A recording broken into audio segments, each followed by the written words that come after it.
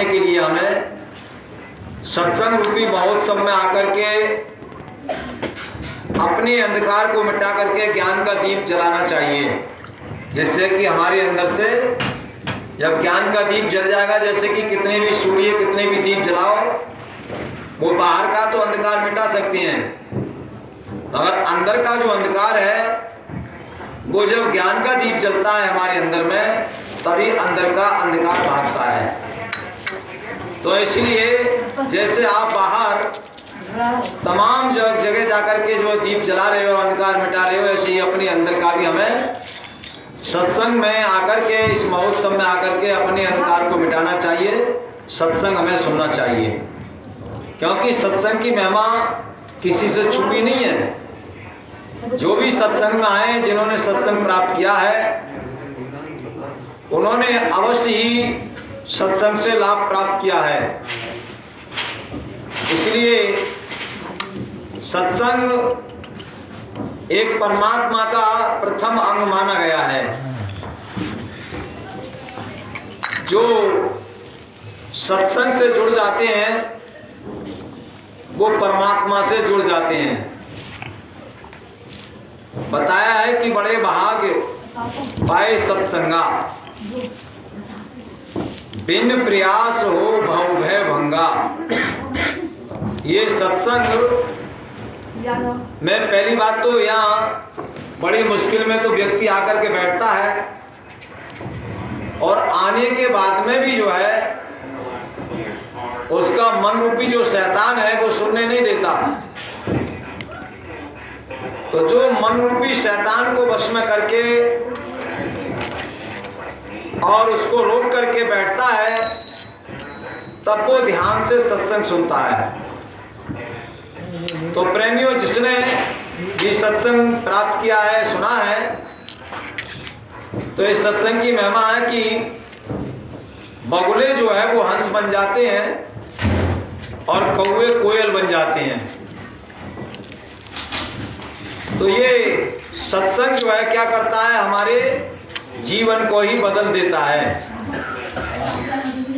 जैसे माता पिता हमारे लिए जन्म देते हैं, मगर वो जन्म दे करके कर्म के साथी नहीं होते हैं। गुरु जब जीवन में हमको मिल जाता है तो क्या करता है, हमारे जीवन को ही बदल देता है, क्योंकि जीने की कला हमारे अंदर आ जाती है। आज हम अपने जीवन की कदर ना समझ करके इसको मिट्टी के मोल बहा रहे हैं, जो कि बड़ा उपकार करने पर, धर्म करने पर ये हमको मनुष्य का शरीर मिला। जन्म जन्म के शुभ कर्मों का होता जब तक मेल नहीं, मनुष्य योनि में जन्म लेना ये बच्चों वाला खेल नहीं। जब बताया कि पाप और पुण्य बराबर होते हैं,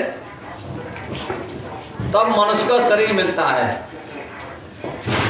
अगर पाप ज्यादा है, आपके पुण्य कम है, तो ये पशु पक्षियों की योनि में चला जाता है। उससे भी अधिक और ज्यादा पाप करता है तो फिर वृक्ष बनता है।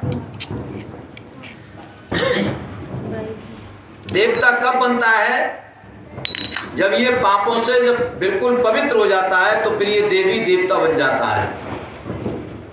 पाप और पुण्य बराबर होते हैं तो मनुष्य बनता है, और जब पाप बिल्कुल इसके खत्म हो जाते हैं और पुण्य अधिक बढ़ जाते हैं, तब फिर ये देवी या देवता बन जाता है।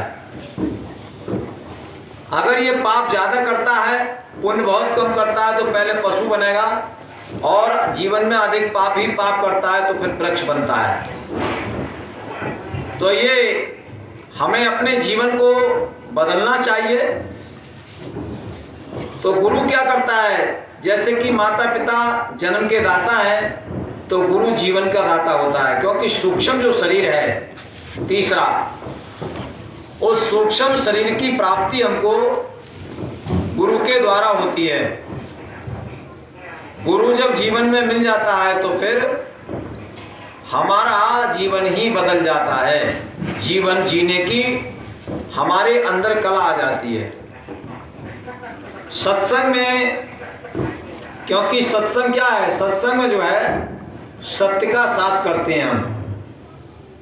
जैसे कि प्रथम भक्ति दी एक प्रथम भक्ति संतन कर संगा, तो पहली भक्ति बताई संतों का संग। भक्ति क्या है? भक्ति के विषय में बताया कि अरब खरब लो दर्भ हो, उदय अस्त लो राज, भक्ति महातम तुल नहीं ये सब कोनो काज। अरबों खरबों की संपत्ति घर में हो, जहां से सूर्य उदय होता है और जहां अस्त होता है, वहां तक का भी अगर इसके पास राज है, फिर भी भक्ति के बराबर नहीं है।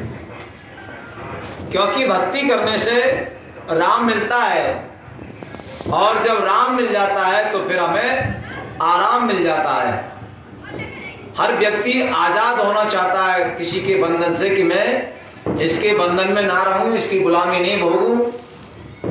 तो वो आजाद रहना चाहता है, स्वतंत्र रहना चाहता है। तो प्रेमियों, अगर आप स्वतंत्र रहना चाहते हो तो ये जो भक्ति है परमात्मा की, ये स्वतंत्र है। जब हम किसी स्वतंत्र वस्तु का या व्यक्ति का संग करते हैं, तभी हमको स्वतंत्रता प्राप्त होती है। क्योंकि रंगत और संगत से रंगत जो है रंग चढ़ता है। जैसी जैसी हम संगत करते हैं, वैसा वैसा हमारे पर रंग चढ़ता है।